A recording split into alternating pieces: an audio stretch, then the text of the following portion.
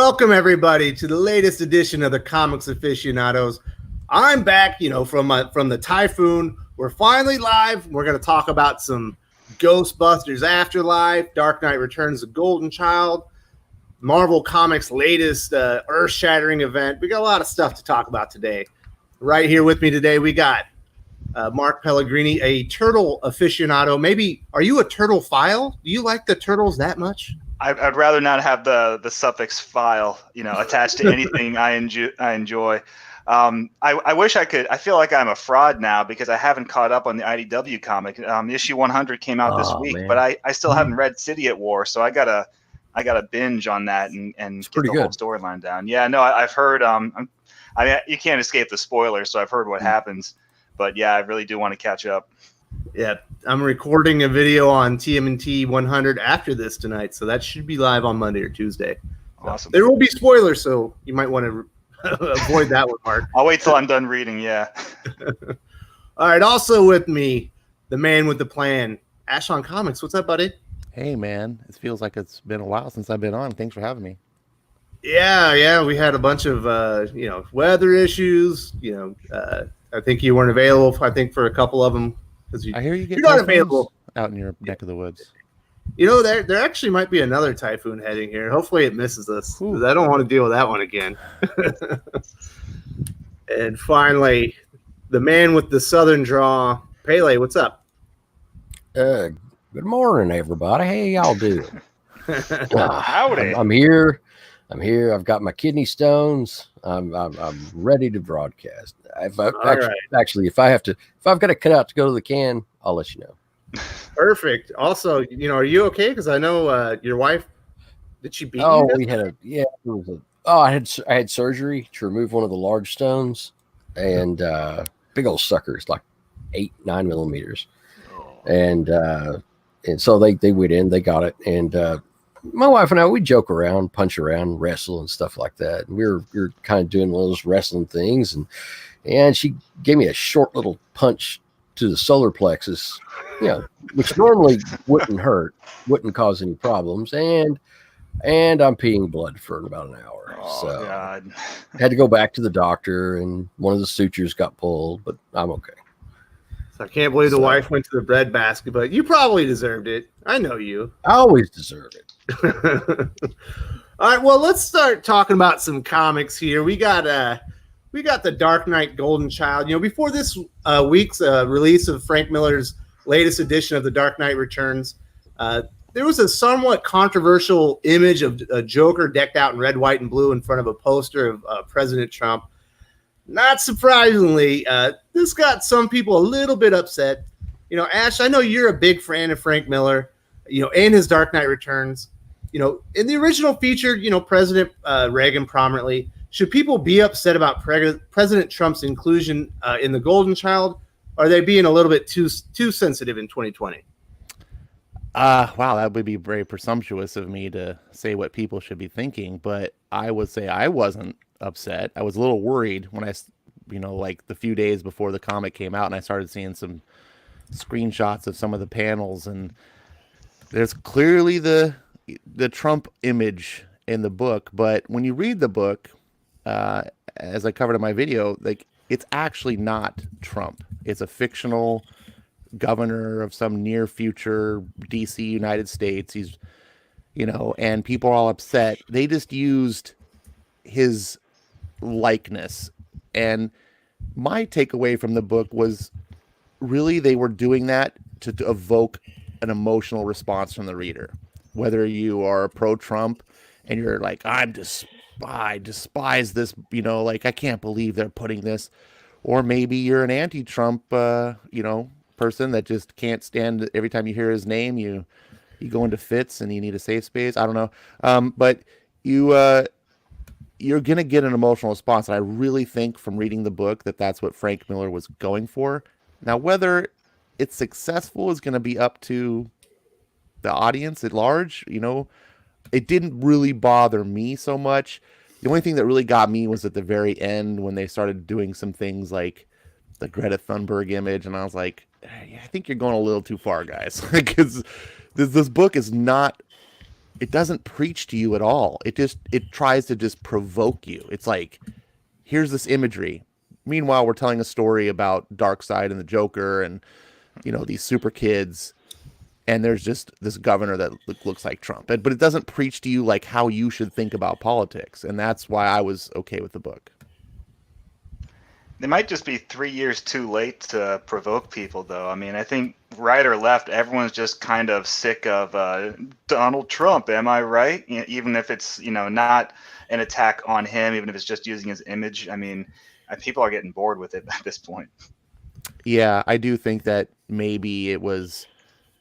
Yeah, I get what you're trying to do, Frank. Like, and it's going to evoke, you know, you're trying to get the reader to identify with what the characters in the book feel, right? Because you've got the anti-orange man governor, you know, the protesters, and then you've got the other guys that are like on the Joker, like trying to stir up the trouble, and everyone's in an outrage. The whole theme of the book seems to be about outrage culture, and it uses Trump, I think, to make a connection to the reader and say, hey, you know what that's about, because whether you like Trump or hate Trump, outrage culture happens in the world and you witness it. And I want to connect you to this story of what's happening. But I think it might have just been better to not be so on the nose. Mm-hmm. Yeah, well, you know, outrage is its own economy now. You know, there's money to be made, and there's good business in outrage as long as you can provoke people with with iconography, or even you know, in YouTube it's what is it, clickbait? You know, headlines that maybe aren't exactly what the video is all about. Paley, you know what? Did you have any reactions from your customers about the cover or the story itself? Did they think it was related?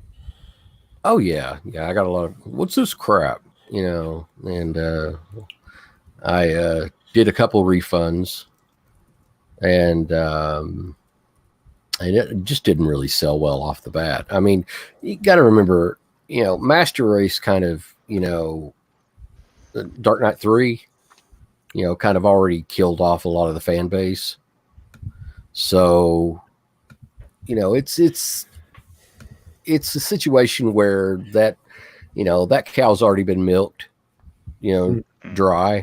So this is not something people really even asked for, much less wanted. So, you know, I think we sold probably about 15, 16 copies of it. And counting after the refunds, I gave a couple refunds on that. So, you know, not even selling 20 copies of a Frank Miller new series, you know, that means it's dead. So, you know, it's time to just sort of kick some dirt over it and, you know, be thankful for, you know, the good things that we have gotten from Frank Miller, and, you know, pray for his TDS, his Trump derangement syndrome, and move on. So, Ash, you know, I know one of the big things in there is the son of Wonder Woman and Superman becomes extremely powerful. Does he rival, you know, like Franklin Richards? How powerful is that character in the book? Well, he's super powerful. He appears to be more powerful than Superman for sure. The book is called The Golden Child, and from what I can gather from reading the first issue, it's not a Dark Knight book. I think the Dark Knight Returns was stamped on there just for a brand name that people recognize. The book should probably just be called The Golden Child, because it seems really centered on this character. He's obviously not the Jonathan Kent that we know of the main continuity. This is the Frank Miller verse. You know, he's kind of a bizarro kid, but I found him very interesting. And because he's not in the continuity at large, I don't have to worry about him. He doesn't really exist in DC continuity. I don't feel like I have to worry about him not being accurate or anything like that. I could just enjoy what this kid is trying to represent for this particular story. And I thought he and his sister made for an interesting dynamic, and how they see the world and the choices they make. He's super powerful. It definitely at this point seems like it's a Darkseid versus Golden Child story, which, I mean, if you're going to go against Darkseid, you need to be powerful. You know, so Doc, we're coming up, you know, on another election cycle. I remember before the last one, it's just all the rhetoric got really turned up, to 15 or whatever. And, comics are a big part of it. We know that Tom King has said his Strange Adventures is going to be a Trump allegory. Are you expecting more Donald Trump allegories, or even the character himself to be in comics, for the next couple of years? Yeah, I think so. I mean, win or lose, he's living rent free in the psyche of so many of these creators right now. So many comic artists, so many comic writers, so many writers, so many Hollywood directors, so many actors, actresses, everybody. He's living just. I would like to know what what that kind of real estate actually costs, from a marketing perspective, because he's living in the front of their brain on everything, and everything needs to be a story for the age of Trump. A story about living in a Trumpian society, even, post-Trump. No, everybody's so goddamn tired of this. We didn't need stories for, the Obama era, the post-Obama era, the Obama-ian era. Stop it. Not everything needs to be through this lens of Trump. The same way that not everything needs to be through the lens of any of the things. It's like they all ended up just focused on the one thing, and everything else goes away. All the other, what lens you could kind of put like a different story through, it all goes away, and it's just so tiresome for so many of the people out there. Like, I mean, look, I know people are like really like the guy, or just he drives them up the wall.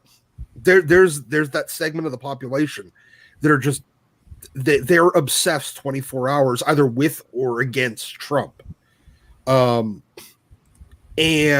I just don't. I feel like I don't know. Maybe I'm weird, but I feel like I don't give a shit that much. Like, does anybody else? Like, do we need all of our pop culture, all of our entertainment through that lens?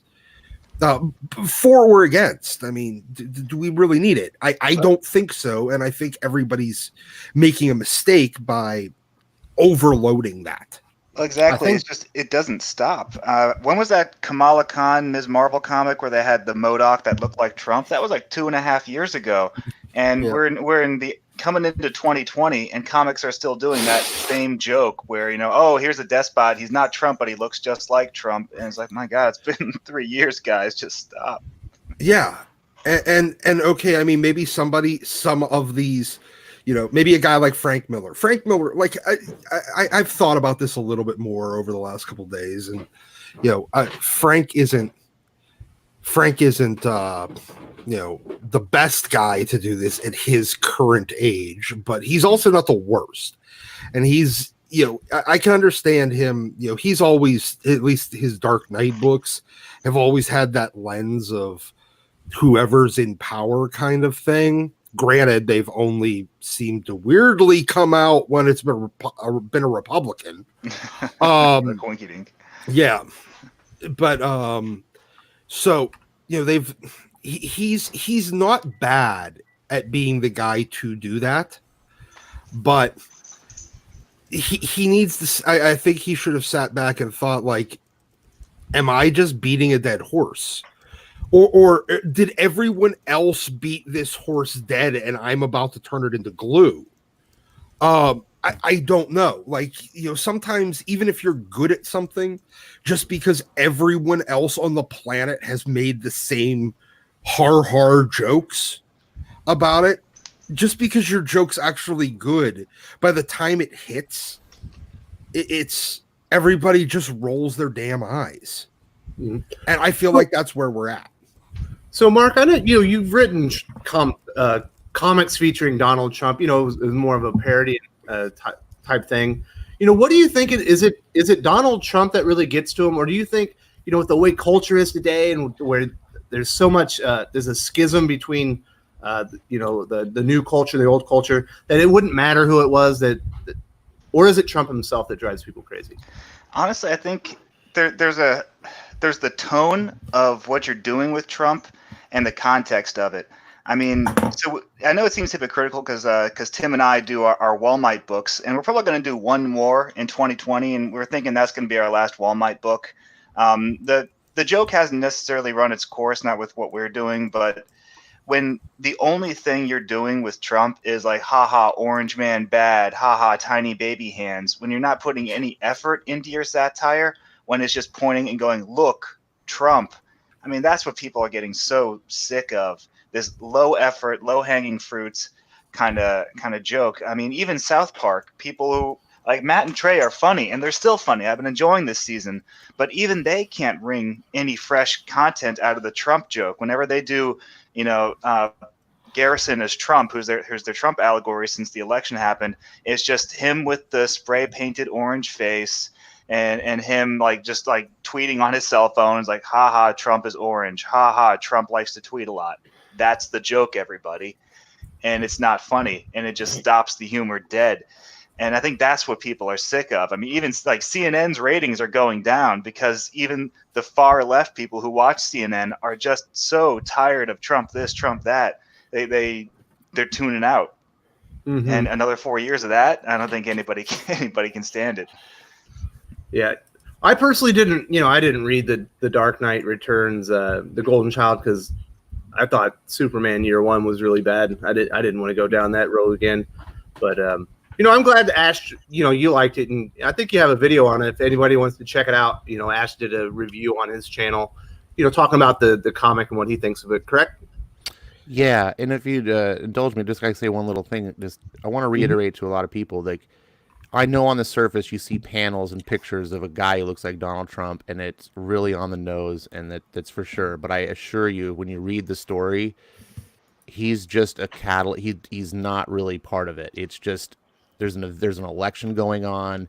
There's a guy running for it, but it's not even the plot. It's just Miller trying to establish that the world is on fire, and he's really talking more about just the culture in general. He's not talking about politics. He's just talking about how we as a society are just both sides of the just outraged about. And I think that's just him trying to make a point. Ultimately, you as a reader can decide whether that point was made successfully yourself, but don't. Well, Reagan wasn't even the point of Reagan was only like background noise. Yes, it was very. It's very similar to how we did it in the original Dark Knight. But if you're like Wes and you're like, I did not like Superman Returns, I thought it was trash, then this book's not going to necessarily win you. I do think it is better than Superman Year One, but it's along the same lines of the style of writing and so forth. So it's not going to win you. If you did think Superman was okay, at least, then you may want to give this a try, because I do think this is better so far. And again, the politics really aren't. It looks like it on the surface, and maybe that's Miller trolling people. I don't know. Well, yeah, he's probably trying to get some buzz for the comic and stuff. But we're here. We actually have a bona fide Ghostbusters aficionado with us on the channel. And I would be remiss if I didn't ask, Mark, are you vibing Sony's Ghostbusters Afterlife trailer? Well, I'm willing to give it a chance, and I think that's that's the peak reaction I think most people have kind of gotten. There are people who are saying, like, the trailer looks really good, I'll give it a chance. Even that's always the qualifier for the most excited response. Is like, wow, it's got the Stranger Things kid in it, and it's basically Ghostbusters 3. Like, oh, I'll give it a chance. And you know what? I don't think Sony necessarily deserves it after the 2016 movie. So I'm not going to be there opening weekend. I'm going to wait to hear what's in the movie. If it's legit that they are trying to extend an olive branch back to the fans, their marketing campaign in 2016, we haven't forgotten. exactly how hard they went against, Ghostbusters fans, calling them man babies. Freaking Patton Oswalt coming out and attacking the angry video game nerd, because he dared to say he wasn't going to go see the movie. That toxic atmosphere they created, like that was pretty bad, But if they are really willing to repair relationships with the Ghostbusters fan base and try and repair the integrity of the brand, then yeah, we all deserve to, we all want to give it a chance, because if you're a Ghostbusters fan, you don't want Ghostbusters to be bad. You have nothing to gain by wanting Ghostbusters to continue being terrible. So if they are actually putting forth the effort to make a good Ghostbusters movie, then we should give it a chance and enjoy a good Ghostbusters movie if they manage to pull it off. I'm kind of surprised, when I watched the trailer, it looks pretty good, but it doesn't feel like a Ghostbusters movie to me because it doesn't look funny. Yeah. So I almost feel like that was deliberate, because you remember the trailer for the 2016 one where they tried so hard to be funny, and you could tell that, oh, this is their A material. This is cringy. This is bad. Yeah, this they one put every does have good joke that they thought they had in the trailer. Yeah, and they're all awful. Like, oh, this is your A material? Oh, no. This one, it has a very somber tone. It almost feels like a drama. But, trailers can be misleading. There's a trailer, you can look it up on YouTube, where they just recut scenes from the first Ghostbusters and call it Ernie Hudson is the Ghostbuster. And they make it look like the movie's about Ernie Hudson, like he's the main character. So you can cut a trailer to make it seem like anything you want. Like Kangaroo Jack made you think that the movie was going to be about a kangaroo in a hoodie that does hip hop songs, and it's going to be a funny animal movie, and it's not. That was literally one scene in the movie, and the rest of the movie is a buddy comedy bank heist film. But they cut the trailer to make it look like something totally different. So yeah, you can't always trust a trailer, at least when it comes to the tone of the movie. Mm-hmm. Actually, I know you had some feelings about the trailer. Were you impressed? I wasn't impressed. I was underwhelmed. I don't think the trailer makes the movie look like a bad movie, but I felt like you did. I was like, there wasn't a single joke in the entire trailer, not even a hint of it. Like, it was like, this is supposed to be a comedy. The original Ghostbusters is a laugh out loud riot, like irreverent comedy. And, like yeah, and this film is like a feel good kid, like coming of age kid film, like movie than Ghostbusters. Yeah, I don't think that they're targeting this new one as the comedy.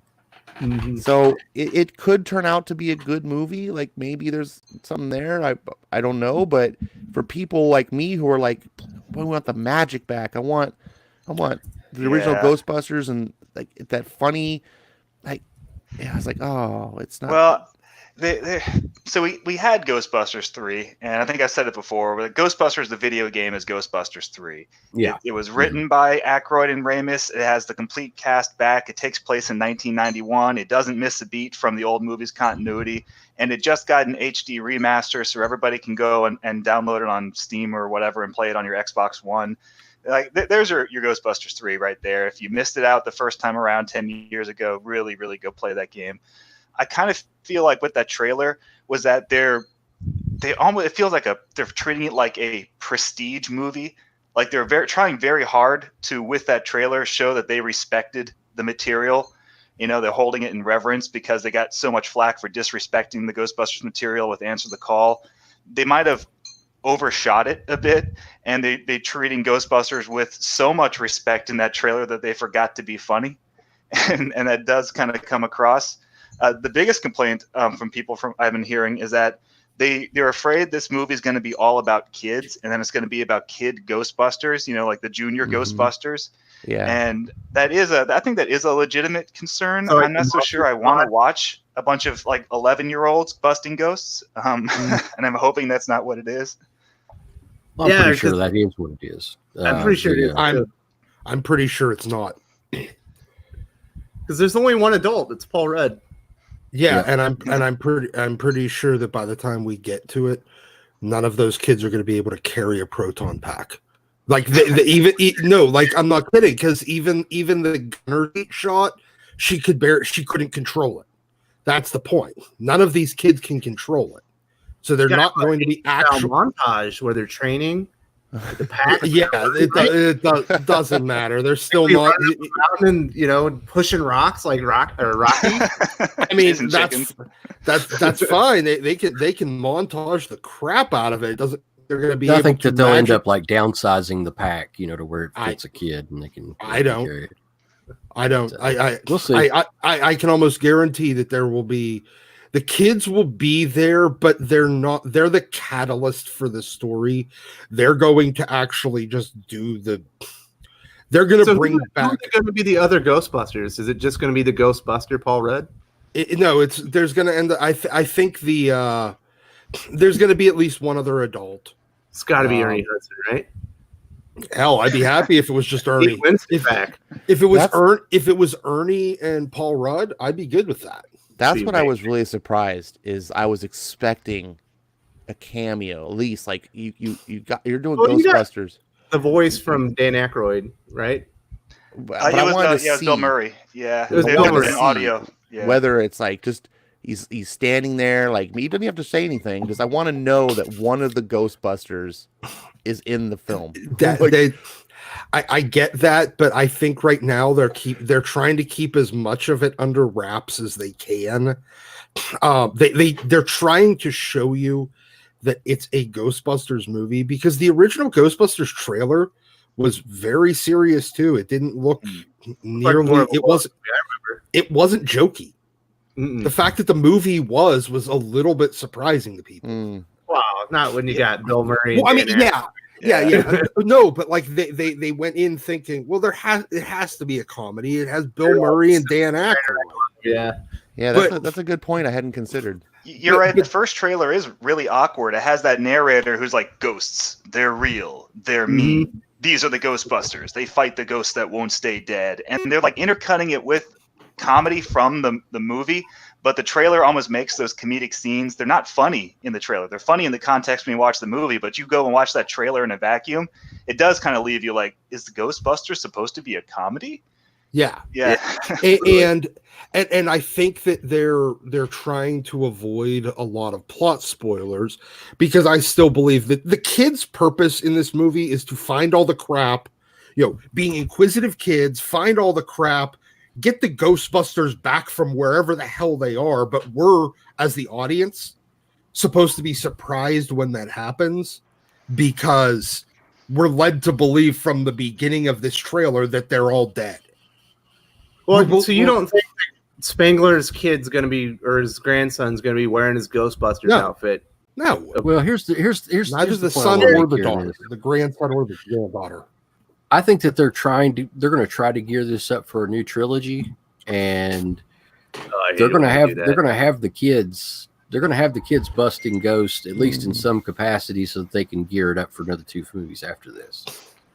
No, I mean they're gonna maybe by the 3rd movie because the kids will actually be sort of maybe adults.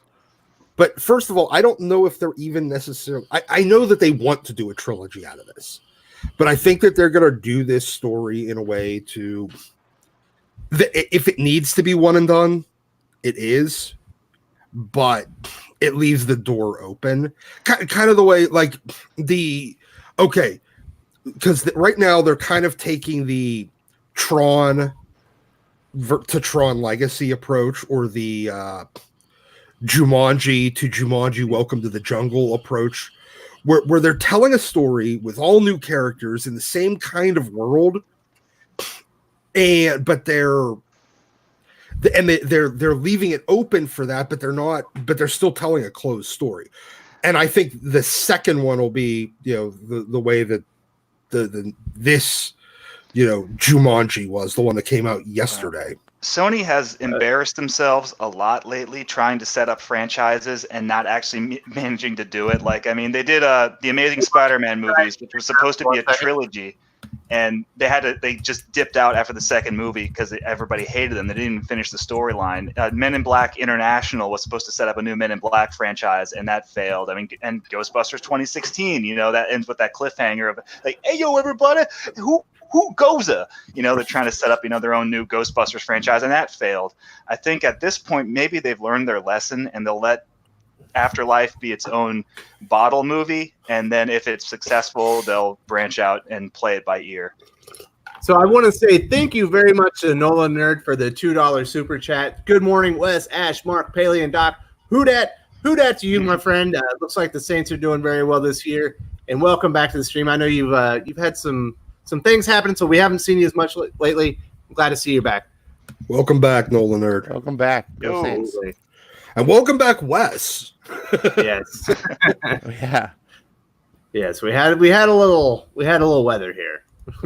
Thankfully, that's done. Oh, climate change kicked you in the ass. Absolutely.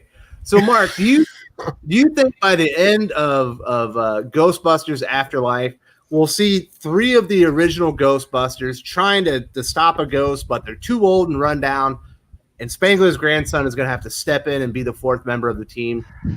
Well, I mean, I kind of feel like the writing's on the wall for that.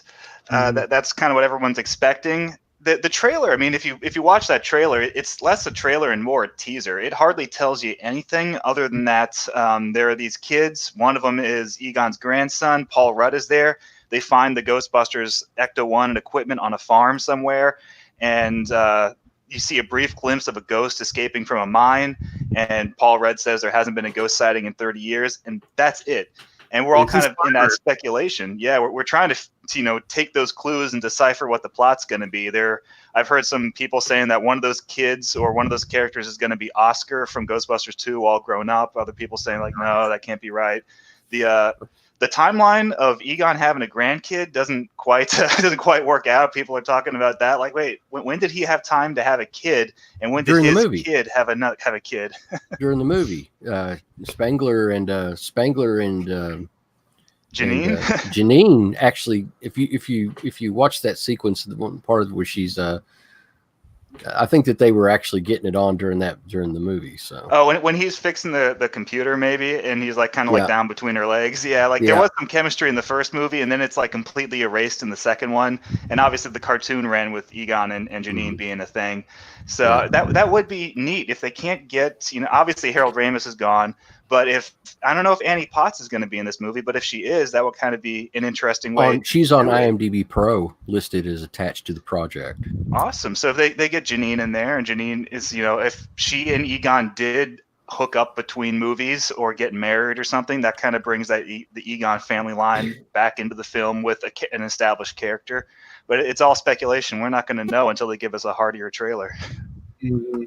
But at least it's got people talking for the right reasons. Although there are some people that are very pissed that they're basically wiping out the 2016 Ghostbusters like it never happened. Oh, let them get pissed. Here's look at they got Paul Rudd attached, Bill Murray's attached, Annie Potts is attached, Sigourney Weaver's attached, Dan Aykroyd, Ernie Hudson.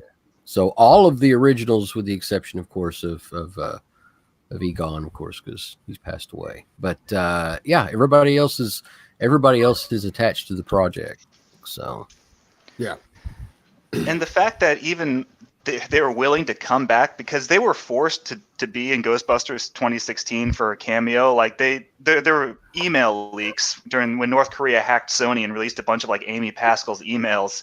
Like you found out that they made Bill Murray appear in that movie under legal gunpoint. They threatened to sue him if he didn't appear in the movie. And he was there under protest.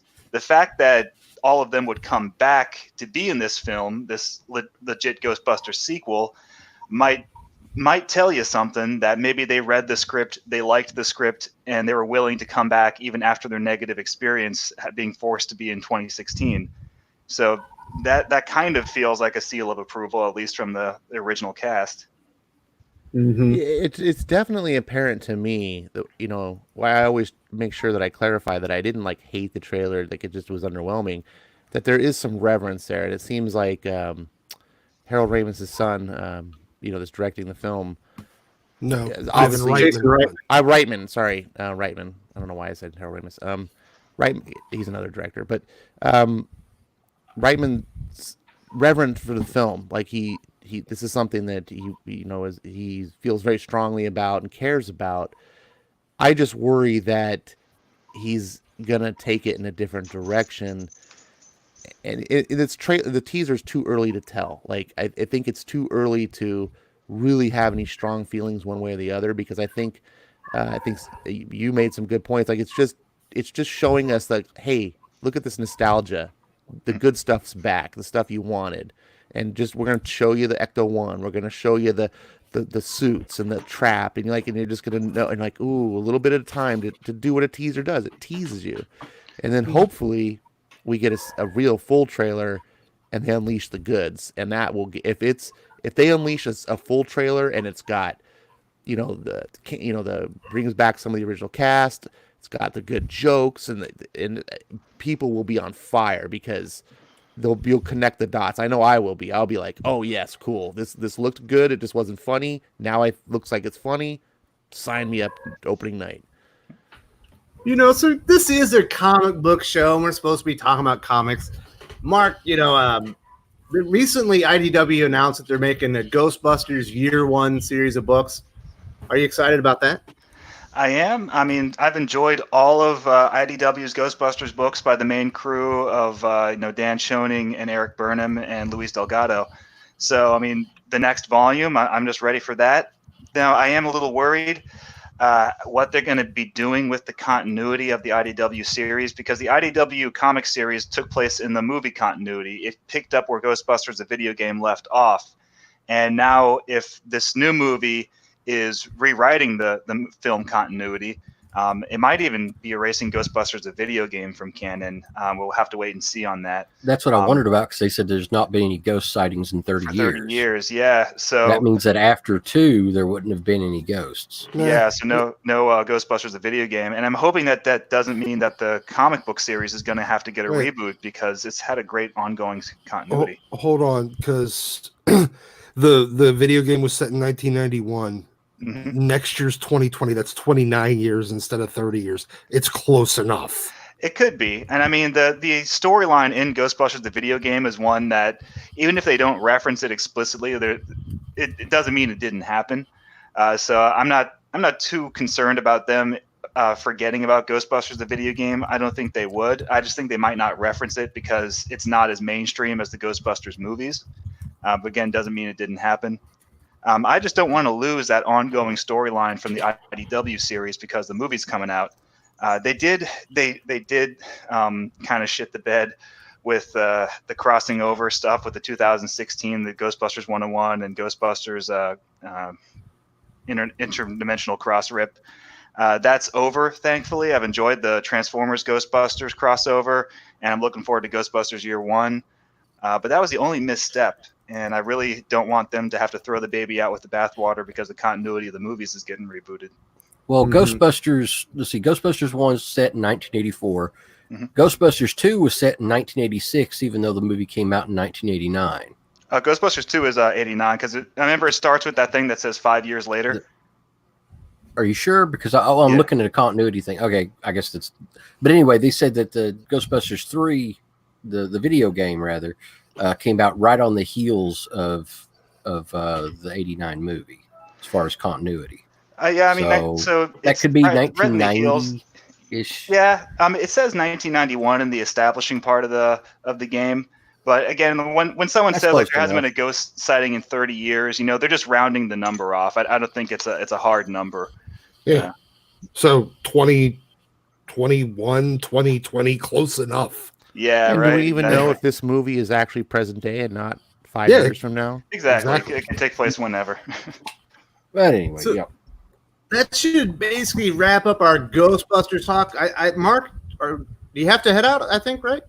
Yeah, I gotta go. I wanted to stick around for the Ghostbusters talk because I have been dying to talk with anybody who will listen about the trailer. But I am gonna have to jet in a second. But I appreciate you guys having me on. Is there any comics that you think people should be reading this week? Maybe if people are excited about Ghostbusters, they want to go revisit some of these IDW stories maybe they should go check out? Yeah, so that's what I always suggest to people is to read the IDW Ghostbusters book.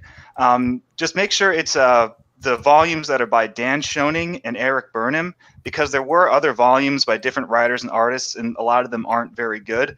But if you pick up any volume off the shelf that's a Schoening, Burnham, Ghostbusters volume, with the exception of Ghostbusters 101 and Interdimensional Crossrip, you're going to get a good Ghostbusters story. There are some omnibus collections that are really great, like Mass Hysteria. And those are the hardcovers that have all the Schoening, Burnham volumes in chronological order. You can grab one of those off Amazon. But if you want more Ghostbuster stuff and you're kind of dying for a good read, then you can't go wrong with the IDW Ghostbusters. Awesome. And, we're coming up we're in the Christmas season. What am I saying? Are there any great 80s movies that are Christmas settings that you think people should be watching this holiday season? Well, my recommendation is, instead of going to see that awful-looking Black Christmas remake, go watch the original, the one with Margaret Kidder and John Saxon. While it's not necessarily an obscure movie, the original Black Christmas is a great pre-Halloween slasher film that plays more like a murder mystery kind of. It's more Psycho-esque than it is Halloween, Michael Myers-esque, but it's a great Christmassy horror film, and I would absolutely recommend that to anybody. Just skip the remakes. Well, there you go. Well, thank you very much. Time to move on to the next subject, and it's going to be Marvel Empyre. So apparently Marvel Comics are spinning out another massive event of their upcoming $10 preview comic incoming. There's basically no information provided for Empyre so far.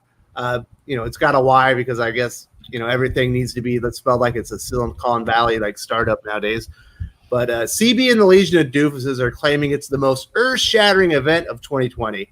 Doc, considering Marvel are likely to run at least another dozen events in 2020, are you buying this earth-shattering nonsense? No, not even in the slightest. I mean, I have a feeling this is just one of their little tacked on events that they're trying to make into a thing to force or to convince people to go and buy their stupid $10 preview book that nobody actually wants, that nobody's talking about. That's the only thing that this is for. It's tell them an important event happens afterwards, and then maybe they'll go and buy our artificially inflated priced preview comic that should have been a free giveaway. Yes. Maybe they'll go buy it then. No, this is ridiculous. This is giving me weird, this is like sub War of the Realms level interest from what I can see. Nobody gives a shit. They're not responding to these things anymore. And like 3 months ago, maybe 4 months ago, I was like, man, Marvel is really on the upswing. They're destroying DC, but man, it's starting to kind of fall apart a little bit, don't you think? Anytime they get the opportunity, anytime they do something right, they need to shoot themselves in the goddamn foot at some point. They can put like four shots, just sniper accurate, on target, and then they just like turn and shoot their own dick off. I don't understand how they do it. Like it's something psychological. It has to be to do well, and then to turn around and screw up the thing you're doing well, instead of just because they start overthinking it, they start overdoing it, they start everythinging it. I don't even know what the hell that word would be. It's too much. It's too much. It's too often. And they need to stop it. They need some help. Go get a clue. Yeah, it's just weird. Are you getting the same vibe as well, Pele? From your customers, are they starting to be like, "What the hell's going on with Marvel? I thought they just righted the ship." Yeah, I'm even getting people starting to drop the mutant books. So I mean, it's already kind of, people have kind of gotten the impression that that the energy that went into launching a lot of the new properties and the new relaunches of properties, Marvel just doesn't really want to put the talent and the effort into maintaining them. So they're just kind of, I hate to say it, but they're sort of resting on their laurels a bit and expecting that the Powers of X and House of 10, and all the other, brilliant relaunches that they had were enough to keep people's interest, and it's just not. It's not anymore. It probably would have been back when comics were $1 or $2, but when you're asking $4 to $5 a comic, people You're double really shipping want that everything quality. every month. Yeah, they really expect quality, and I think that Marvel's just they're not really thinking like a modern content provider anymore. They're thinking like they did back in the old days, where they could just have one really good key issue and then like 10 to 15 issues of filler, and that's okay when you're charging just a little bit of money, but it's not okay when you're charging half the price of a movie ticket. So it's just that's just the way it is. They have to, if they're going to have that much of a premium on their product, they're going to have to bring their A game every single issue to keep people's interest. So Ash, as we've all been talking up Marvel, how they passed up DC Comics, I still think they're doing better. They've got some really good comics right now. I think DC's in a bit of a lull right now. Are you ready to say I told you so? Because Marvel's coming back down to earth. No. I just say just don't ever trust Marvel. As long as the foundation is cracked, you're gonna have a problem. And Marvel, until they fix that foundation, they're going to have some good times, and I think they're going to have, they got a few creators over there they care about comics, I do believe. I think Donny Cates wants to write good comics, and he's going to try to do what he can. But the problem is Marvel prints over 100 comics a month. And if you only have a handful of talent that cares, you're creating this image of like just overwhelming garbage. And unfortunately, they've painted themselves into a corner where they can't afford to pare down their line and focus on quality. They exist by flooding the shelves and dominating the shelf space, and that's what they do. And they take the outspend them approach. We're gonna print so many comics and keep fans' wallets so tied to our line that they can't afford to try DC Comics. They can't afford to try the Image comics that look good, because they're not, I don't want to say zombies, but they're Marvel fans. They want their books to be good, and they just can't help them. And if Marvel cut their line in half and went really good quality, it wouldn't help their sales, because there's just not enough audience left to jump back on board. And it's a really sad time. And this incoming #1, I'm looking at a cover or a poster right now. I don't know how Empyre can be the most earth-shattering event of 2020 when this incoming poster says it's the most earth-shattering event of 2020. Well, doesn't incoming come out December 26th or something? I don't know. It says it's the most earth. Yeah, it does. December 26th, most earth-shattering event of 2020. Honestly, I get this weird Marvel Contagion vibe about Empyre. Like, does anybody even remember that? It's still going on. Does anybody remember that it still exists? No, Contagion's over. It did? That was like in November. Oh, it was? I knew it was 5 issues. But it was weekly. It was weekly, and that's another thing Marvel's doing is they just blow out these things. Like the new Scourge Annihilation is 6 books over 4 weeks. It's like, what? Yeah, like build some excitement, guys. Build something. Everything they do. Look, let's be honest. Everything Marvel does with events is wrong at this point. They took House of X and Powers of X and then blew it out into 6 books, most of which nobody cares about, and then. But did it give us the one title that everybody did want, which was Uncanny X-Men? And we still don't have it. Then you had, they built the Venom run up for, a year with Cates and Stegman and everything, and then the payoff for that got turned into its own event and killed all the momentum of the Venom series.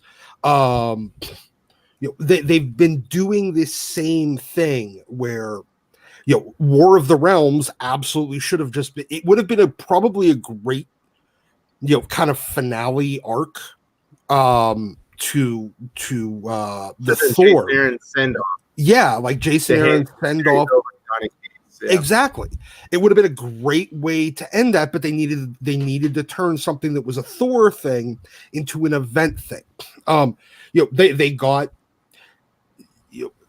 everything that they do, every time that they have something going right. I have a sneaking suspicion this is going to be built out of something else. It's going to have nothing to do. I mean, it's going to have a little bit to do with the incoming. No, it says specifically. No.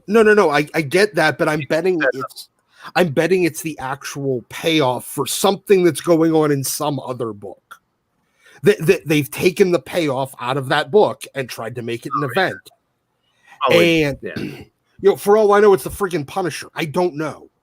It's Punisher Soviet's pretty dope right now. Oh, it is. I have the first 2 issues. So far, so good. I'm happy.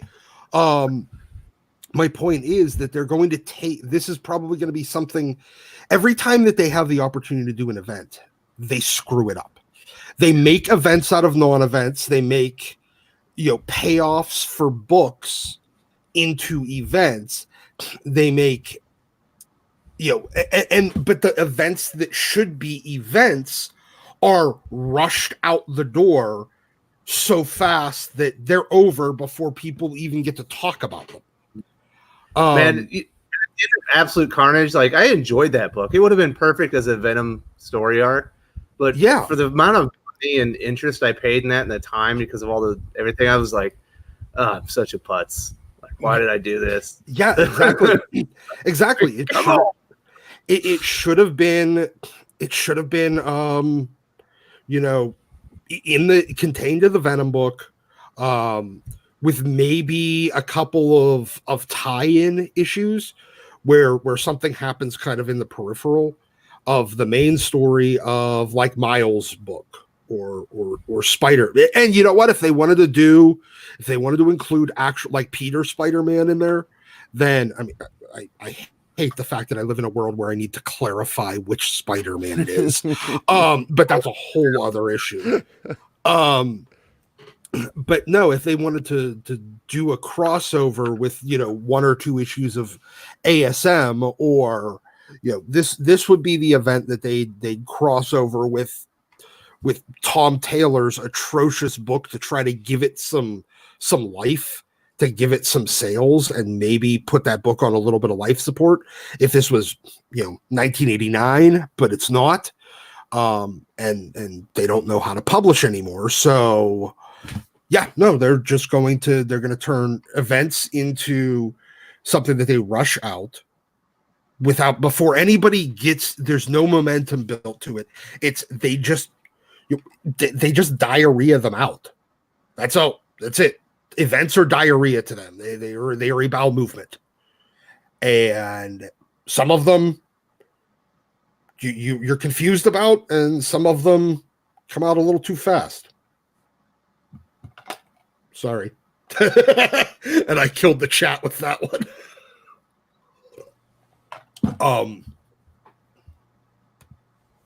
Is everyone else? Yeah, I agree with you. It's too fast. We lost Wes. Okay.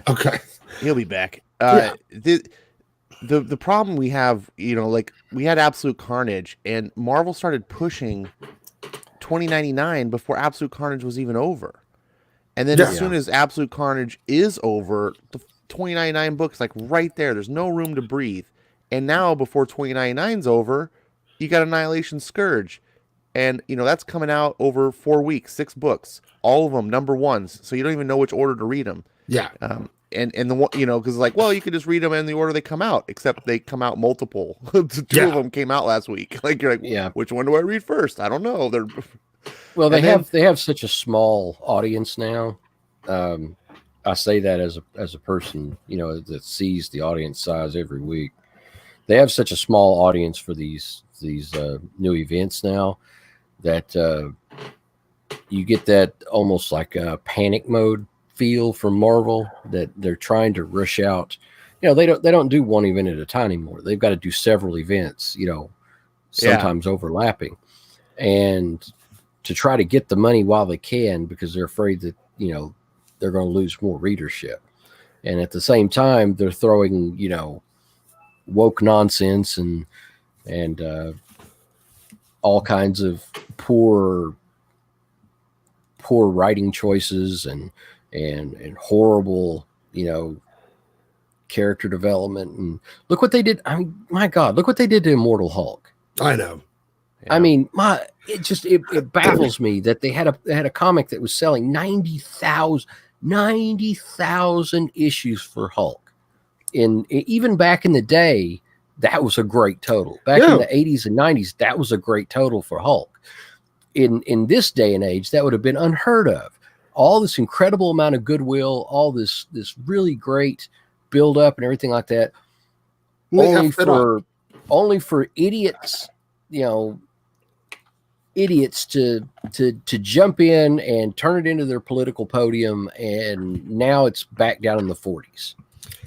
Yeah, and in only 3 issues it took for people to say nope, we're done with this. Ewing, you can go suck it. We're tired of it.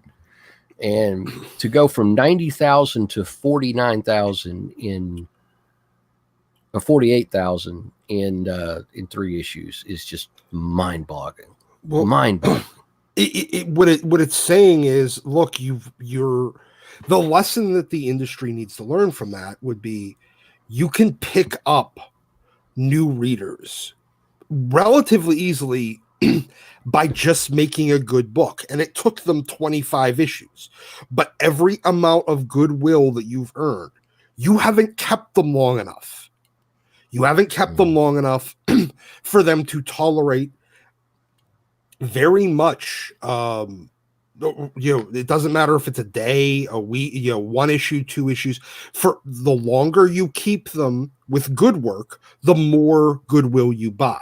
So they managed to keep them they could just do some calculus on this and just go, okay, well, it took, say, 18 of those 25 issues to really gain that audience. And it took 3 issues to lose it. So for every 6 issues of good comics they created, they get 1 bad before people leave. That's the kind of short leash that they're on right now from the reader's pocketbook. And so all they have to, they could do 30, 40, 60 issues of good, and they might buy themselves 10 issues of bad. 5, 10 issues of bad before their sales are right back where they started from. And, which is essentially like, baseline Hulk. There's baseline Hulk, every title kind of has like a baseline number that just because your mom knows it, it's going to get ordered at least X amount. Because there's enough stores out there to be like, well, I'll buy 5. So, you're looking at, like 10,000, 20,000, 30,000, whatever it is for books like Hulk and Flash. But they're books that need to be, they're books that need kind of constant attention. They're not the kind of books that can float. X-Men is a book that can float. Batman is a book that can float. Spider-Man is a book that can float for a period of time. But if you crap on it long enough, it will start losing sales too. Yeah. I think right now Hulk's at 48,000. So I suspect that by the time it reaches the low 30s, as far as issue run, the low 30s, it'll be back down to the 20s. Yeah, and that's probably baseline Hulk And that's baseline Hulk, probably around 25 to 28,000 is probably baseline Hulk, is what I would say. Yeah. So, and and people like Ewing are still writing the way they write. They literally do not care. They don't. Yeah, it doesn't make sense to me. They do not care if their book flounders and fails, as long as they get that message out. Oh, capitalism bad. The Hulk is now the great communist, the great communist hero. It's like, oh my God, what are you doing? What? Well, here's the thing. Like, forget about all that and go with this. Al Ewing is sitting there, and he's a guy that has never been able to sell anything. Let's be honest. I mean, I thought that he should have been the guy to do Fantastic Four before Chip did a really good job on, because I really enjoyed Ultimates 1 and Ultimates 2. The ones from a couple of years ago. He actually made a bunch of characters that I didn't give a crap about interesting to me. Now, that could have had something to do with Ken Rockefeller's art, but for the most part, the story was decent. And this is after he had basically, he still can't sell anything. And then he gets on Immortal Hulk, and he starts doing a good job. Good word of mouth. And so he's a guy that has never gotten really any royalties. He's never gotten anything. He gets 2 or 3, 1 to 3 titles a month for the last few years, and got an okay paycheck. But for those couple of months that for those maybe 6-8 months that Immortal Hulk was just kind of blowing past expectations and building readers every month, adding new readers every month, and he hit that royalty territory.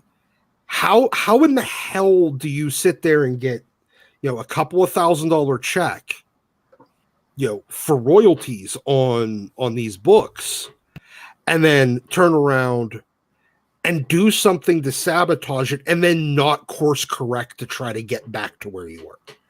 Because he didn't see those he looked at the new readers, all the 90,000 readers that he had. I know. He looked at him and he says, wow, I've got a audience of 90,000 people that I can preach to.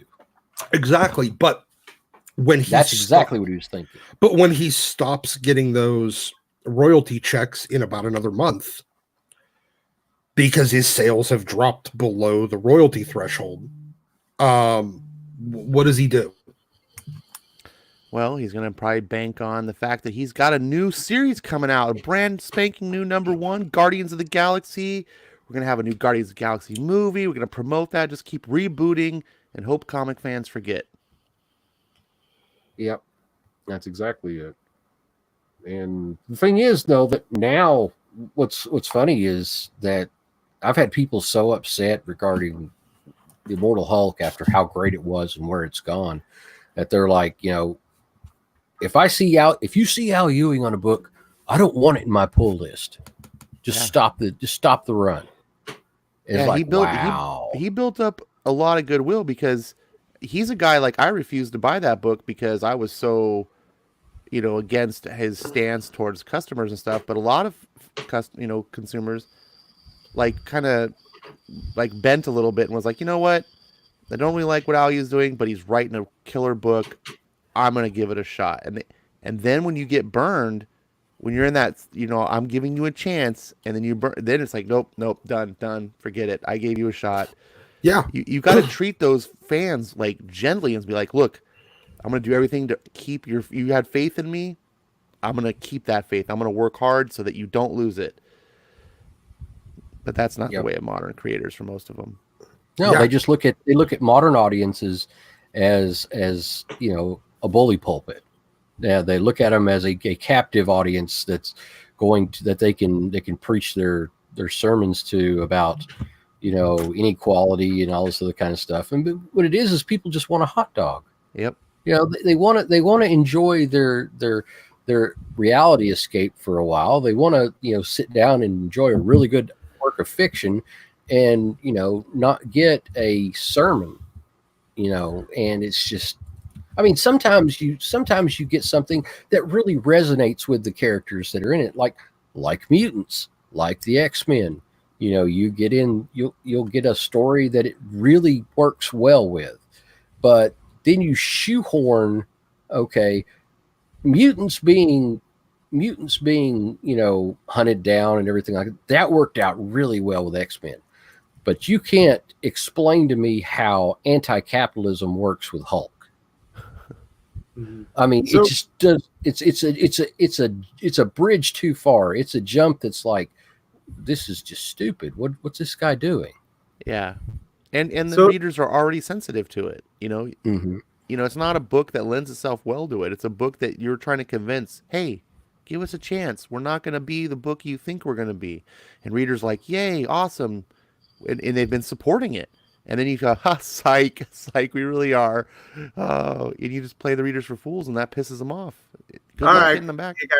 Go ahead, So, I had to go check on my son. He's actually sick right now. I had to give him some medicine.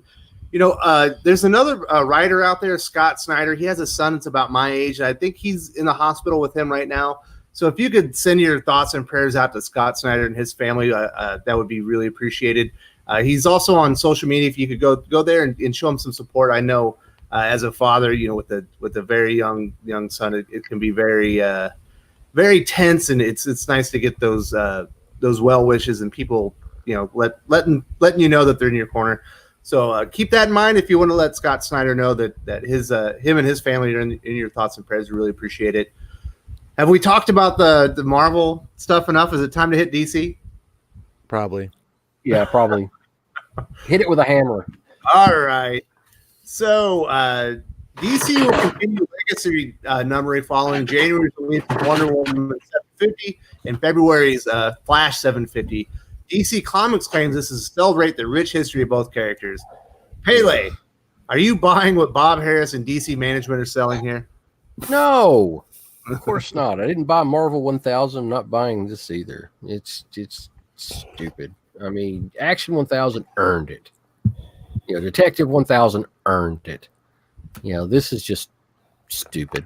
More stupidity. But people will buy it. If they put a flashy cover on it, at least they'll. Some people will buy it. Well, but in fair, go ahead. Sorry. No, go ahead. In fairness, it earned its 750th issue. We're just not. Just don't try to convince us it's as important as a 1000th issue. Right. It's just not. Big deal. It's not a. It's not really a milestone in the sense that of what people consider milestones. Your first 100 issues is a milestone. Maybe you could even argue your first 50 issues. First 100 issues a milestone. Then you jump to the first 500 issues. Then you jump to the first 1,000 issues. And if you just start arbitrarily making milestones in the middle, it's just like silliness. 200. They're doing this so they can make 800 a big deal and cash in on both of them. What do you guys think about that idea? Well, maybe. I mean, I think 750 is a big deal. I mean, I remember the days, when we didn't dream of comics being in quadruple digits, and I remember when, X-Men hit 300, it was like, ooh, X-Men 300, then X-Men 350, and it's like, those were big times. And I don't have a problem with that. I have a problem with the number right before 750 is not 749. Yeah, you're going, oh, we're going to go from 80 something to 750. And I talked about this in my solicits video about when I saw this, and I laughed and I just railed into DC. But I did say in that video that I said, look, if DC continues the numbering after this, if they go 751, I might be inclined to give it a little bit of a pass, because I thought they were just going to go 80 something and hey 750 and then back to like 89, like Spider-Man did. Yeah, I was like, that's total BS. But if they're like, you know what, it's time to bring the right numbers back, we're sorry, we goofed, I encourage it. I want to see the real numbers back. It's kind of chintzy that they're doing it at 750. They should have just done it right away like they did with the Action and Detective, but that's, I guess, too late now. So it is a 750th issue. It's not a $10 book. I'm trying to see the positive. That's my main. That's my main. It's only $7.99.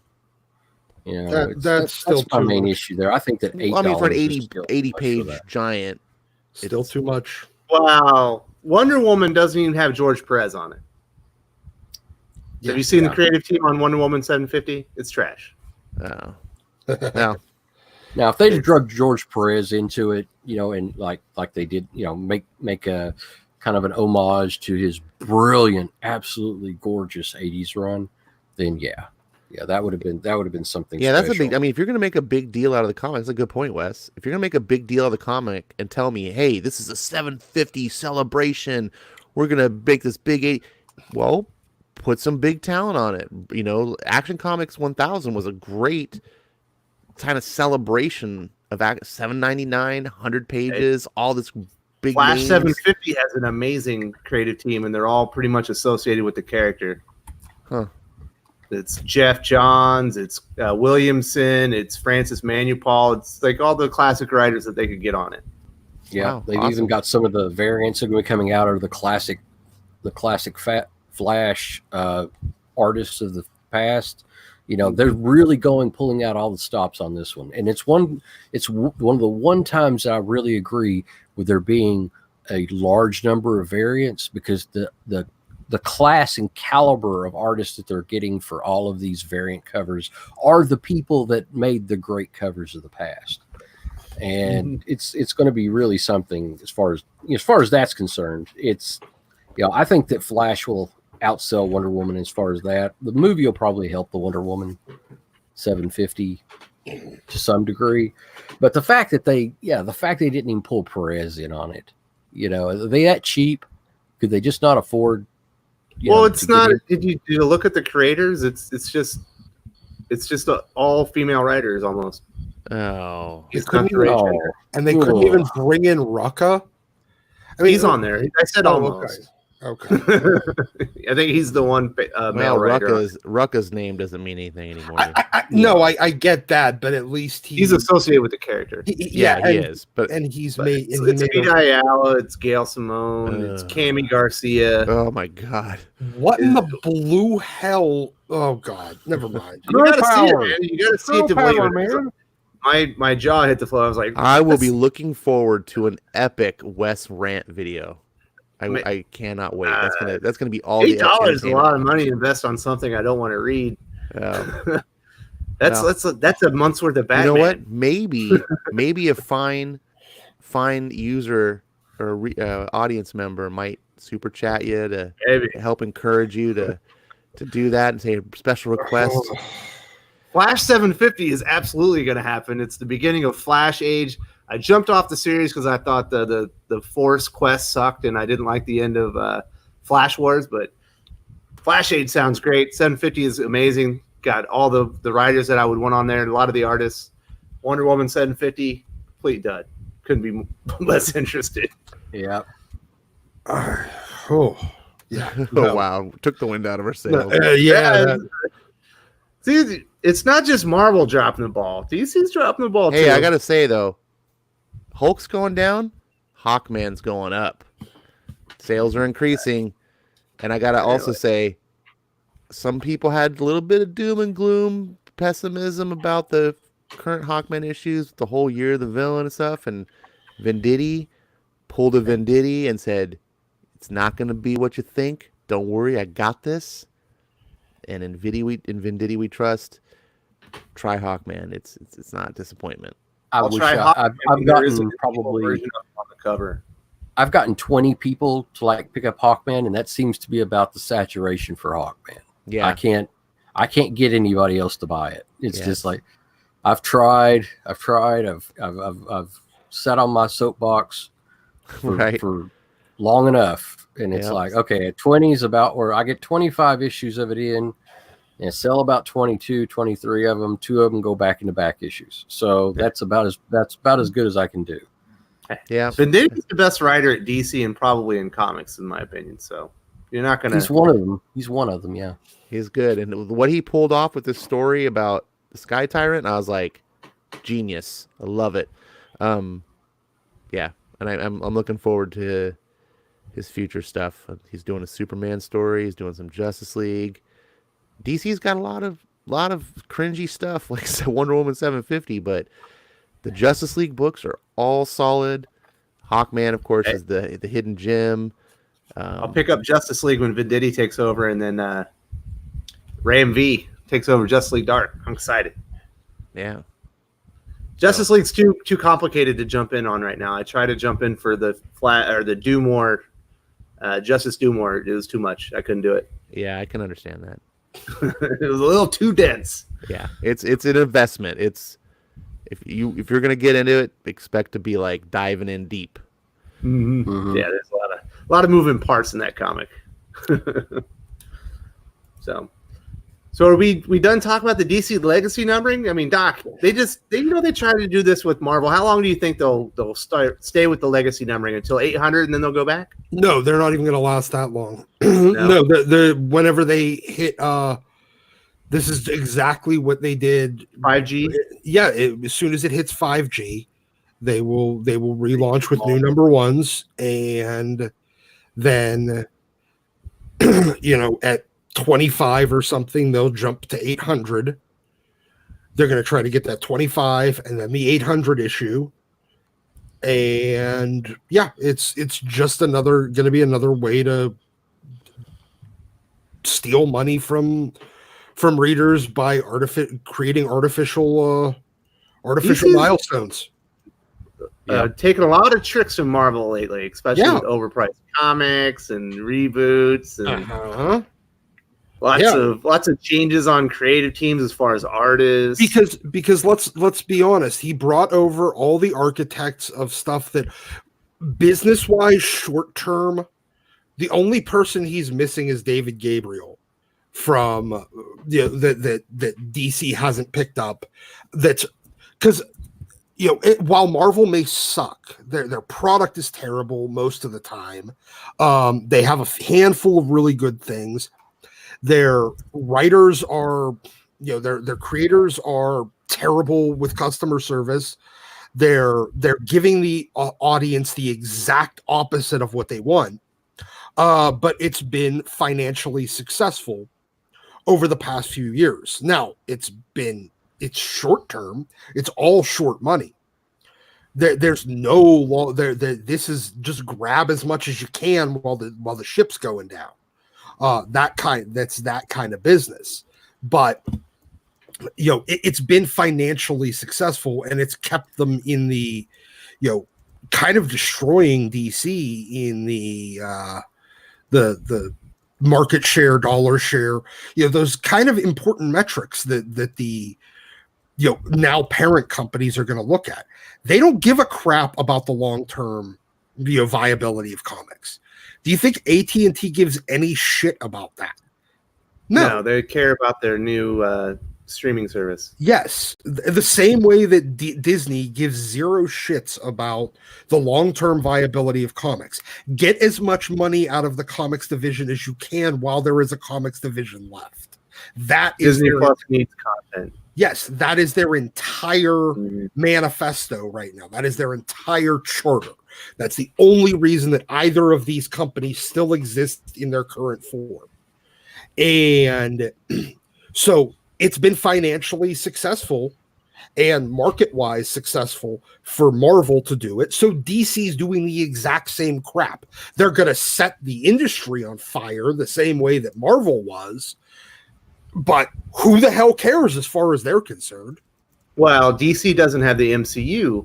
No, it doesn't. And they're going to learn that lesson the hard way. Because maybe it was like, oh, they dropped the ball with the MCU. But yes, the MCU was still driving new readers there. Whether they had the books to really capitalize on it like they should, it was still pumping up the numbers. There's DC is kind of notorious for learning the wrong lessons the same way that Marvel is, but they do it in the weirdest possible way. They learn the weirdest lesson. Marvel just learns the exact opposite lesson. Whatever the lesson they should learn, they take the opposite away. DC learns weird lessons from what other people do, and they take out they remove all context from, well, Marvel did this, so we're going to do the same thing.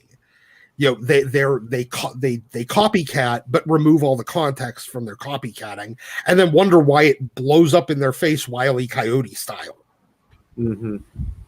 Yeah, I'm disappointed as well, but yeah, we'll see how it goes. You know, indie comics are great, but no, they're gonna take the Marvel approach of they hit this milestone. They'll keep going with the numbering for whatever it's going to take until they get to where their 5G launch point is, and then it'll relaunch with a new number one, and then we all at issue 30 or 40 or whatever, then we'll get issue 800 again. It's just an excuse to get a number one and then an anniversary, a number one and an anniversary. And as long as the readers keep buying it and the stores keep ordering it, they'll keep doing it. Yeah, it's definitely the Marvel Spider-Man play. All right, so let's get to the final topic of today's show. Diamond Comics distributors are rolling out improved boxes for shipping next week. Pele, what do you know about all this, and do you think this will greatly improve the condition of your comic shipments in the future? Did they replace the crazy chimps that are in the shipping department? That was not in the article. Yeah, I'm holding out hope on that, but I'm not holding my breath, because somebody has to teach these morons not to put 5 and 10 pound statues on tops of stacks of comics in shipping boxes. So the way that they're going to have it is kind of like a vacuum sealed approach, like they do with coffee. You know, they've got the boxes with the form fitting foam, and they're going to have the bags that are going to be, more form fitting to the stacks of comics and stuff like that. And that's great. That looks fantastic. But if you still shove a 5 or 10 pound comic, statue, or, whatever they're going to put inside the box, on top of the comics to where it smashes down on them, or it gets banged around in shipment, because you can't discount the stupidity of UPS drivers. No offense, anybody they're driving around out there.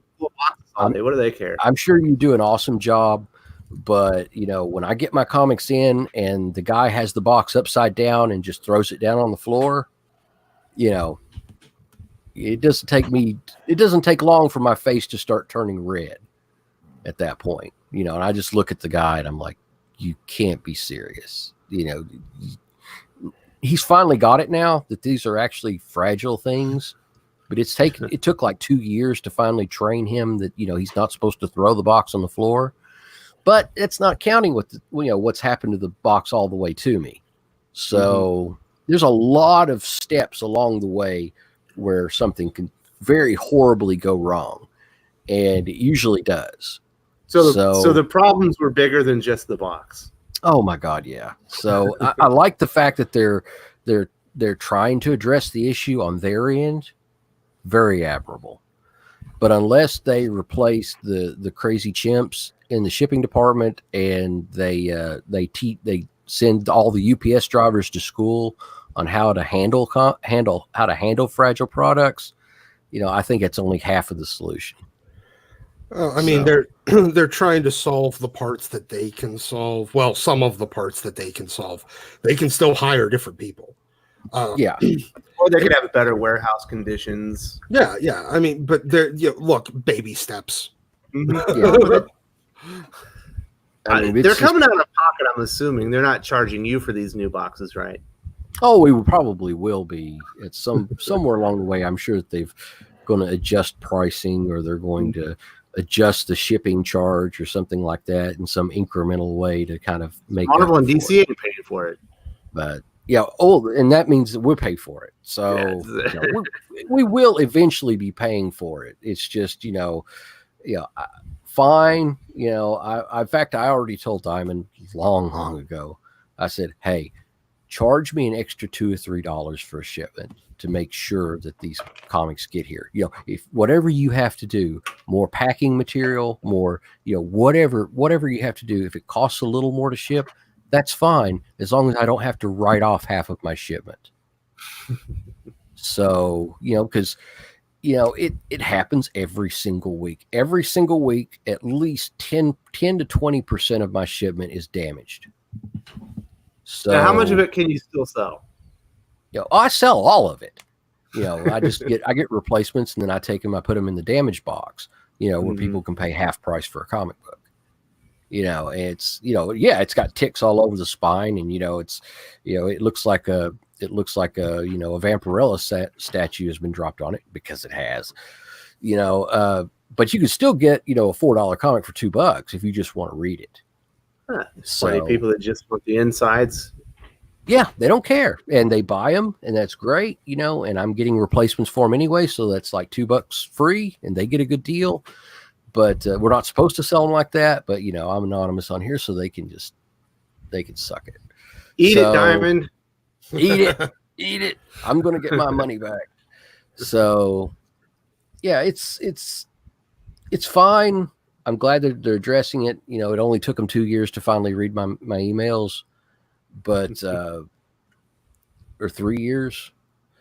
But I think it's a step in the right direction. You know, I've even talked to them about changing carriers.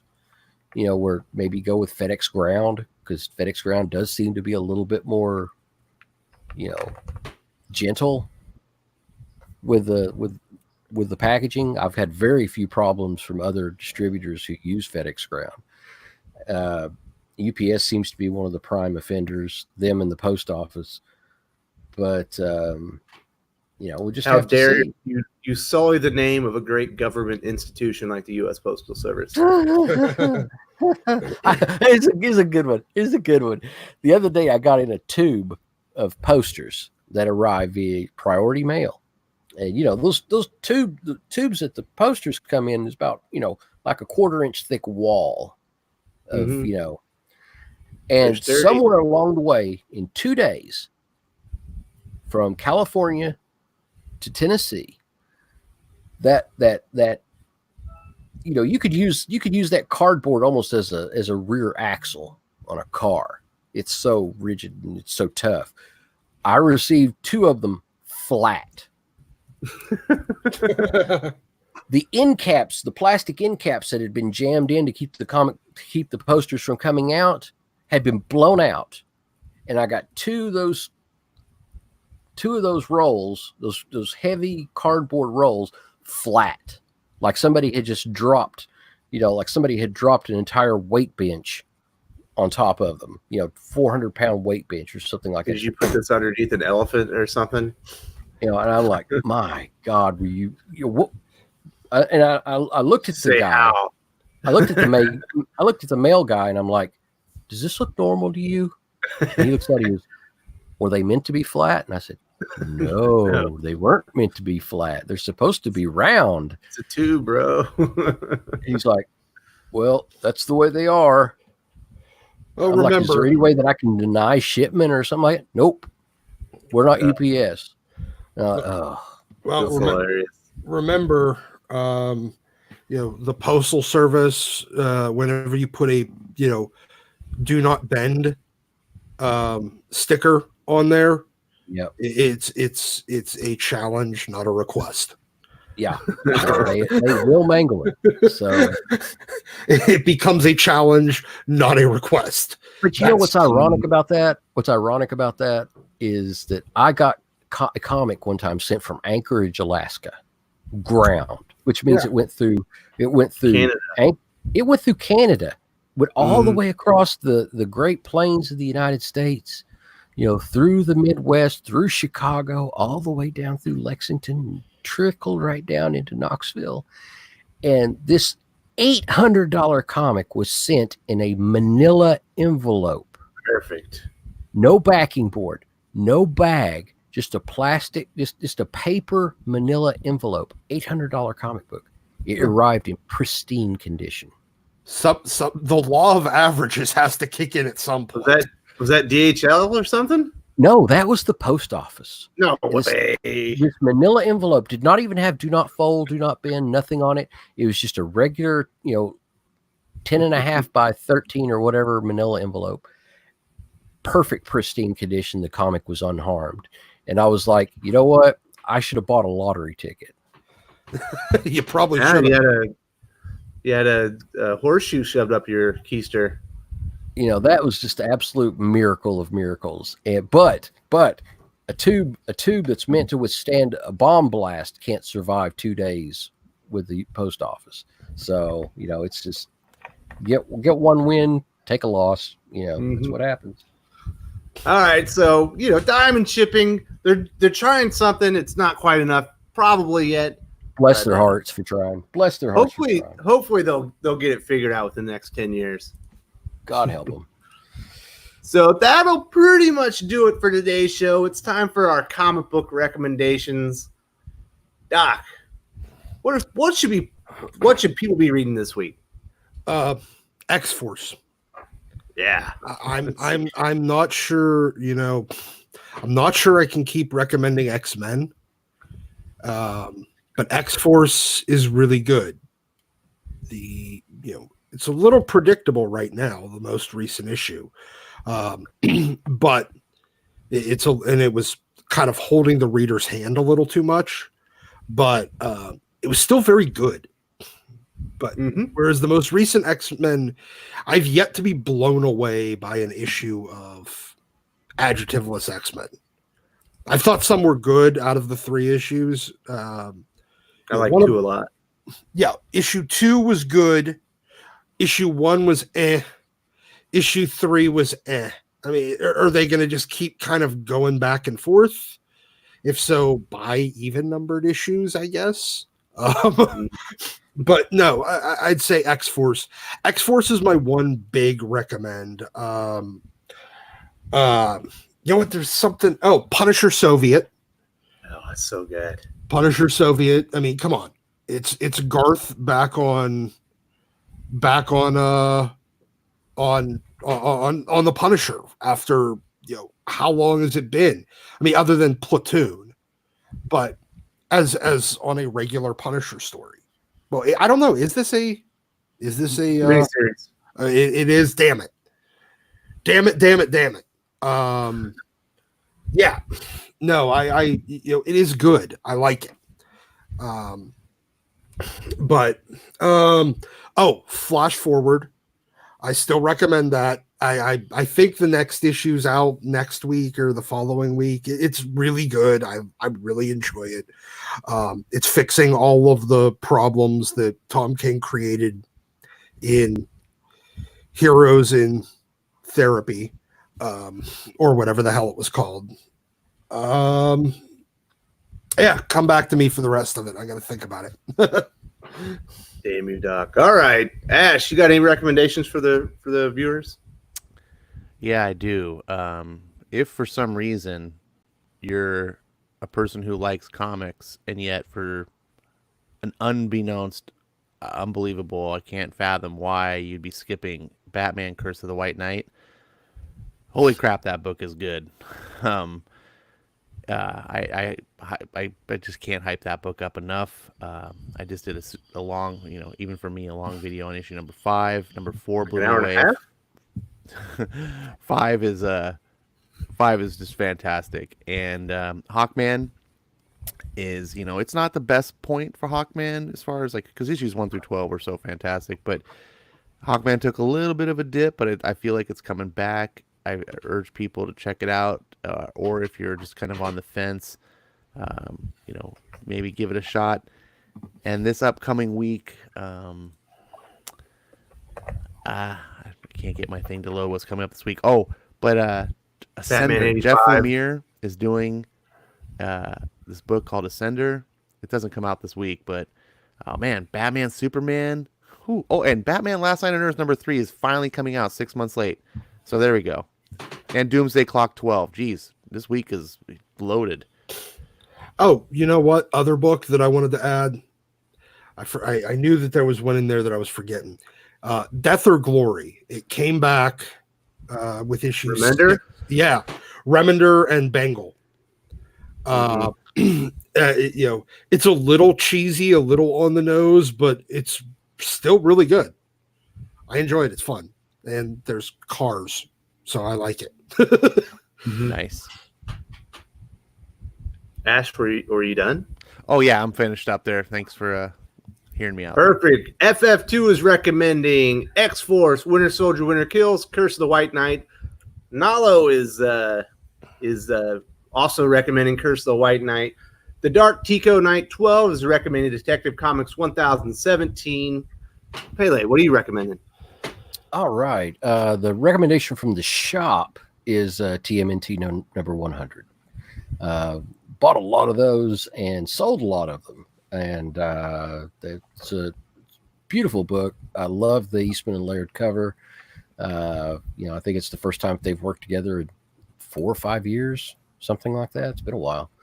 But, that cover is gorgeous, and it's a big, heavy book and looks to have a lot of really good stuff in it, content-wise. I've not read it myself. I've got my copy sitting over here next to the table, so I'm going to read it probably today. And my pick, though, is Morbius number 2. I really liked Morbius number 1. I thought the pacing was really good. The story's really good. I've always kind of liked the character of Morbius anyway. So yeah, I'm calling out Morbius number 2 as my personal pick. If you get a chance, I recommend still picking up the True Believers for $1. You can't beat them. There's been some really, really good reprints of those in the last. Also, some of the facsimile editions lately have been really excellent too. So, get caught up on your old 70s and 80s books and pick up some new titles. Right now, newer titles are not like we talked about in the show. Marvel is kind of stepping on their own feet again, but there are some good series out there. Just talk with your local LCS owner and the employees there, and if you're curious about what's good now, they're going to know. So you know what? I had the local shop recommend me one that I picked it up. I haven't read it yet. Red Mother from Boom Studios. God, what are you doing, man? Oh, did I? My recommendation. Damn it! Did I step on your toes? Okay, go ahead. All right. No, you're good. But I was going to recommend. Wes. Here to you. Well, Fiona Wolf, who's writing a graphic novel herself, is recommending John Carpenter's Tales of Science Fiction, The Wrong Earth from Ahoy Comics. They have Dragonfly and Dragonfly Man series out right now that is kind of a companion to that in Blade Runner 2019. Couldn't agree with that one more. That's one of my favorite comics of the entire year. And myself, I read, not Absolute. Symbiote Spider-Man, Alien Reality number 1. I actually didn't read the first series from Peter David, and it's one of my favorite comics of the entire year. It's probably the most fun comic I've read in a couple of years at least. It was phenomenal. If you don't like Greg Land's art, it's actually really good in this one. And I cannot recommend that one high enough. It's one of the best comics I've read all year. Also, if you like Aliens and Predators, Aliens versus Predators, Thicker Than Blood's actually pretty good. The art by Doug Wheatley is phenomenal. And the plot actually has a lot of potential. I don't know if it's quite there yet, but the first issue came out this week, and it was really good. And yes, Red Mother by Boom Studios is a very cool kind of horror comic that I think a lot of people should be reading because it was one of the real gems that came out this week. Oh, you were talking as far as horror comics. People are really getting into horror comics now. I mean, more than they were beginning of the year. And I'd really strongly recommend that the 70s Bronze Age titles, they're getting really, really hard to find. And if you've got a shop near you that has a pretty good supply of them in pretty decent grade for a fair price, buy them, because there's a very limited amount of those. A lot of those had print runs around 15 to 25,000. So, and they're not in good shape now. So get them, read them, enjoy them, put them up somewhere safe, because those are going to be a gold mine in the next decade. as people realize just how hard it is to find some of those in high grade. I feel like a lot of the current horror, like, you know, people getting into horror books, has everything to do with the Walking Dead ending, where it was kind of that thing for everybody. That was where everybody got their horror fix for so long, that now that it's over, everybody's hunting for something different, and they're trying out a lot of stuff. And some of those old House of Mysteries and, you know, House of Secrets and stuff like that, some of those stories in there are fantastic, really beautiful stuff. Especially you get the stuff that's, you know, Neil Adams artwork and the great Bernie Wrightson. You know, you get some of those issues. I can't believe you can buy Bernie Wrightson art comics still for $20 or less. It just blows my mind. So go out and buy those issues, because they're going to be worth a ton of money in the not too distant future. All right. Old School Comics is recommending Flash Forward and Harleen. Dark Knight Tico is Last Night on Earth. Nalo is recommending Vault Comics. Speaking of horror, if you like horror, if you want some new horror comics, Vault, I would recommend anything horror related that they're producing right now. It's all fantastic. These Savage Shores, Resonant. There's another one that I'm reading. Oh, but they're all Shores quality. Yeah, that's one of my favorite comics really of the year. And then what else? There was another one in here.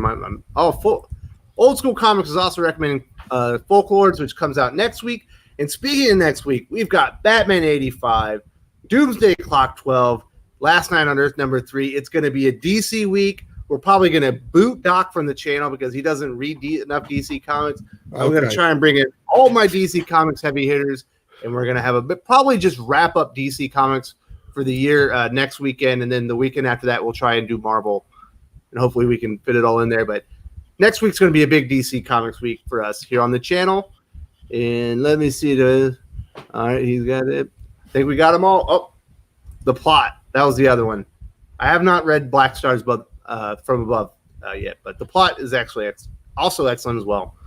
I want to thank everybody for joining us today. Ash, if people want to find you or watch you on YouTube, where can they find you, buddy? You can find me on Ash on Comics. It's the easiest way. Just type that in the little YouTube bar. Ash on Comics, simple. It should pop right up. I do two kinds of videos, primarily, with a few exceptions. The mostly daily videos where I just feature a comic and talk about it. The most recent one, actually I haven't even published it. It'll be published after this show, is the White Knight 5, which is longer than my normal ones, but if you have time, a long drive, you're sitting at work and you want to listen to a podcast or something, I really kind of go in depth about Sean Murphy's book and what is so amazing about it, and why. And just if you like hearing people slather all over what things they love, and then the other one is my weekly show. It's where I talk about all sorts of weird comic geeky things. And it's long and it's about comic calls and it's different, but hopefully some people like it. Dang, I thought you had the plus size video and the extra plus size video, but that's what I need to do. All right, Doc. If people want to follow you on social media, talk about comics, maybe ask some X-Men questions, where can they find you? Yeah. just find me on Twitter. It's the only place I'm really super active. Is at Science Jesus. I try to pop into the Discord as often as I can, but I kind of get really forgetful about that, and I'm really not good at it. But yeah. So hit me up on Twitter, and but you can also send me a message on Discord if you want. Absolutely. If you haven't joined our Discord, definitely get in there. It's a lot of fun. There's a app. There's a Discord app for your phone, or you can use it on your desktop. And we talk about comics, a lot of comics, lots of movies, TV shows. We've got some writers in there like Fiona Wolf, Larry Bernard will talk about some of the stuff they're working on. And we got some artists that will show their work as well. It's a lot of fun. It's a good community. And it's a good way to contact us. You know, if you don't want to use Twitter because it's not all that much fun, Discord is a bit much more controlled environment, and it's a lot friendlier, in my opinion. All right, finally, Pele, where can people find you? You can find me at just_Pele. You can find me on Twitter as well as Instagram. Instagram tends to be a little bit more about new acquisitions and stuff either from my personal collection or high grade books that we got in at the shop. I've kind of slacked off on that a little bit because of health issues and a lot of stuff going on, but I'll be getting back into that a little bit more frequently, at least going into the holidays and a lot more after the holidays are over with. But Twitter tends to get a little bit political, but that's what Twitter is for. So if you don't really want the politics, just follow me on Instagram. Perfect. And I think that's it. Yeah. And if you want to follow me, I'm at Wes_from_TC on Twitter. You probably better just go into the Discord. It's more fun. It's you'll have more interaction with me, and you can at me right there. So if you want to join the Discord, like I said, the link is in the video description. Thank you all so much for joining me today. Salamat po, and we're out. All See you later, right. guys.